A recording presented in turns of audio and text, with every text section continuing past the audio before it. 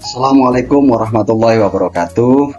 Perkenalkan, saya RM Armaya Mangkunegara, Ketua Tim Periset dari Universitas Sunan Bonang, Kabupaten Tuban.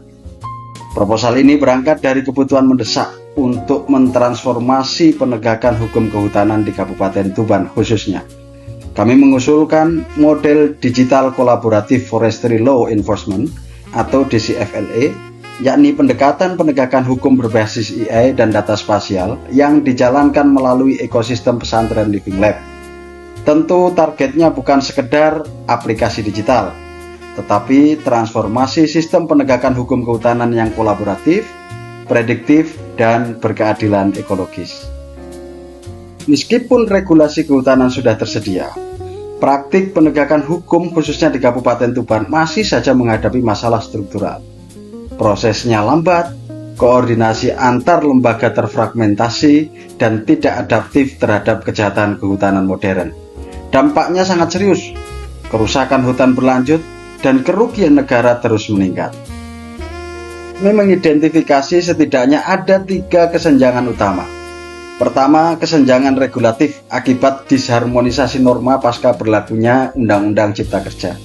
Kemudian yang kedua, kesenjangan operasional berupa time lag karena pelaporannya manual. Dan yang ketiga, kesenjangan metodologis karena belum adanya sistem yang terintegrasi, sistem prediktif berbasis AI dan JIS. Ketiga kesenjangan ini saling memperkuat dan tentu tidak bisa diselesaikan secara parsial. Jika kondisi ini terus dibiarkan, maka penindakan akan terus terlambat.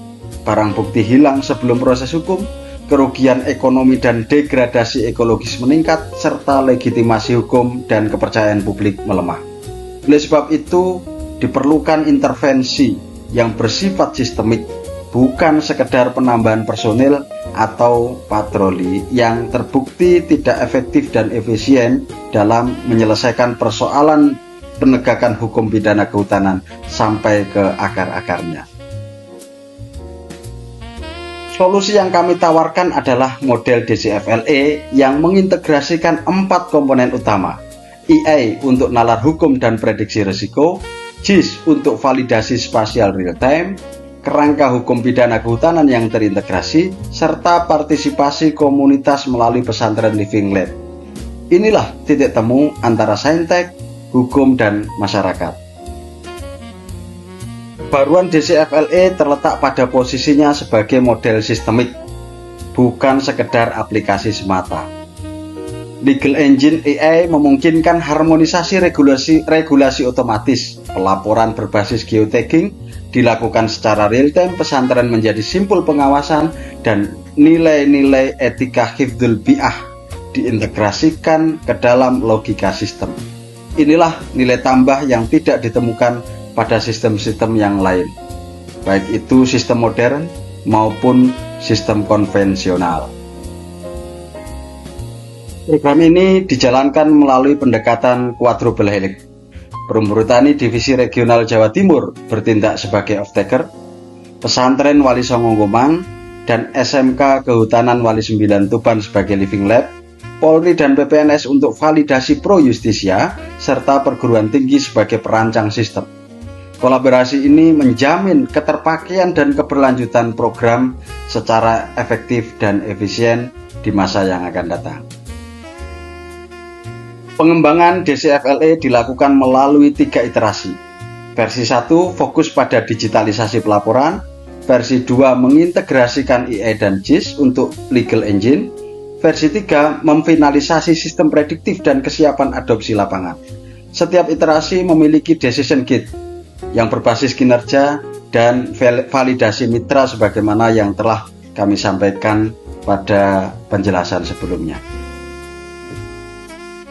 Sesuai petunjuk teknis pelaksanaan program Bestari Saintek, luaran program ini terdiri atas TRO berupa sistem DCFLE versi 3, HKI dan publikasi ilmiah, serta non-TRO berupa SOP kolaboratif digital, modul literasi hukum, dan modul Living Lab berbasis pesantren.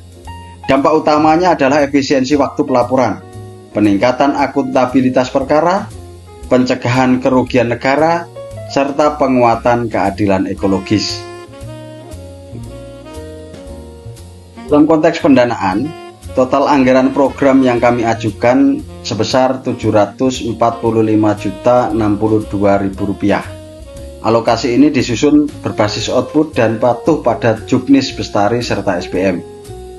Secara rinci, sebesar 21,13% untuk biaya langsung personil, kemudian 74,23% untuk biaya langsung non-personil sebagai tulang punggung infrastruktur dan operasional, serta 4,64% untuk biaya tidak langsung. Struktur ini mencerminkan value for money dan fokus pada dampak yang dihasilkan ketika program ini benar-benar diterapkan dan dilaksanakan sebagaimana mestinya. Dalam melaksanakan program riset ini, kami menggandeng dengan para pakar dan para ahli yang terkait dan terdiri dari multidisiplin, menggabungkan keahlian hukum pidana kehutanan, hukum tata negara, sistem peradilan, IE dan JIS, keamanan cyber, serta sistem digital dan forensik data. Komposisi ini memastikan bahwa aspek legal, teknis, dan sosial ditangani secara seimbang dan profesional. Sebagai penutup, DCFLE kami posisikan sebagai fondasi transformasi penegakan hukum kehutanan berbasis sains, hukum, dan komunitas.